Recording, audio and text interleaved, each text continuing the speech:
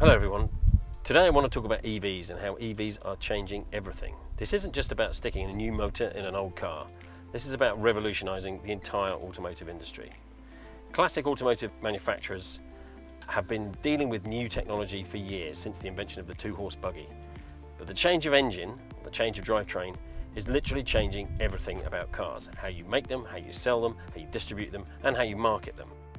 New EV brands are supposedly free from all of the constrictions of factories and unions and old practices and old ways of doing things. But current car manufacturers, the legacy providers as they're called, actually have an immense amount of strength and depth in engineering.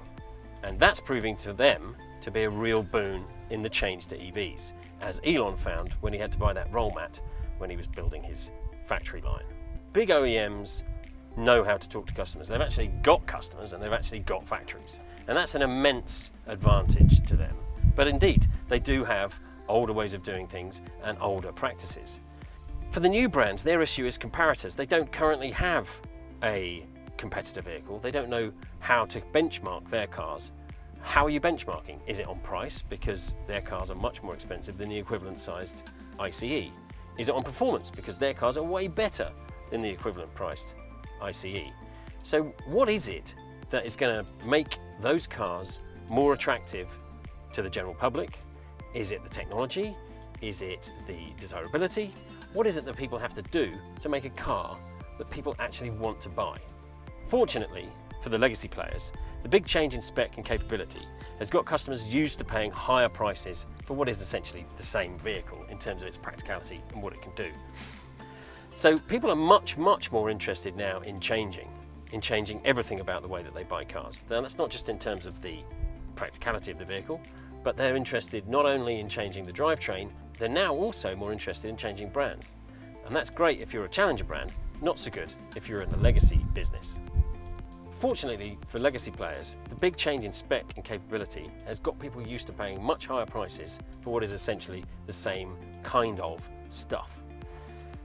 If you're a legacy manufacturer, you have this long conversation with your clients, and if you're a challenger brand, you frankly just don't.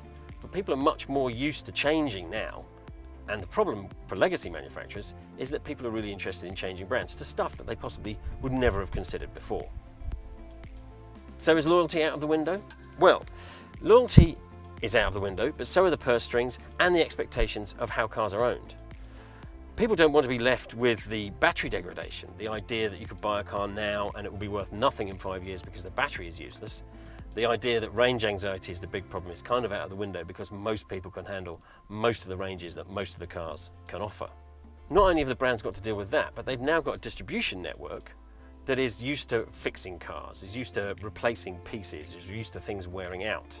But with EVs, that just doesn't happen.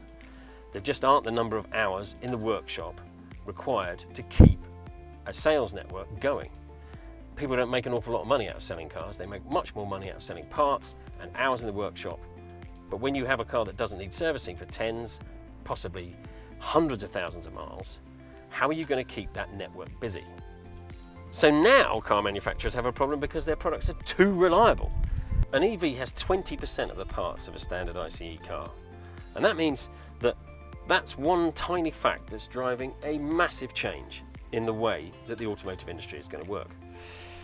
Why? Well, dealers don't make any money now on servicing cars. And what do you do with all that real estate?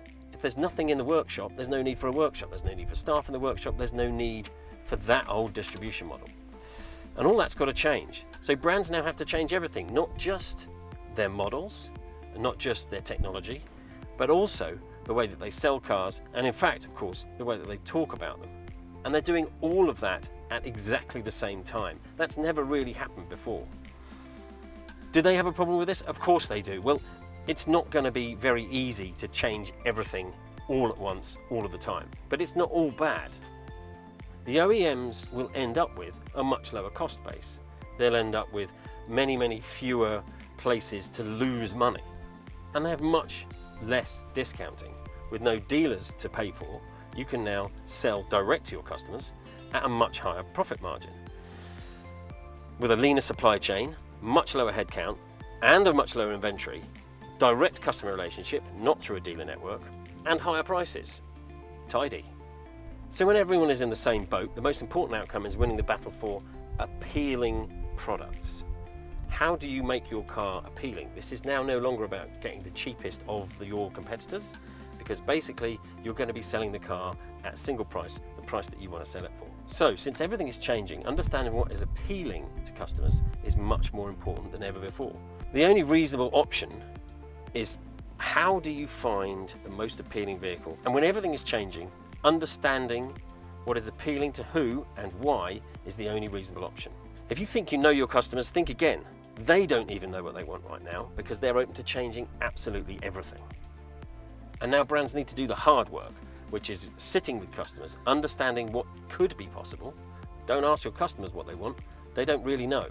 You need to present them with some really clear, interesting concepts and develop those with customers.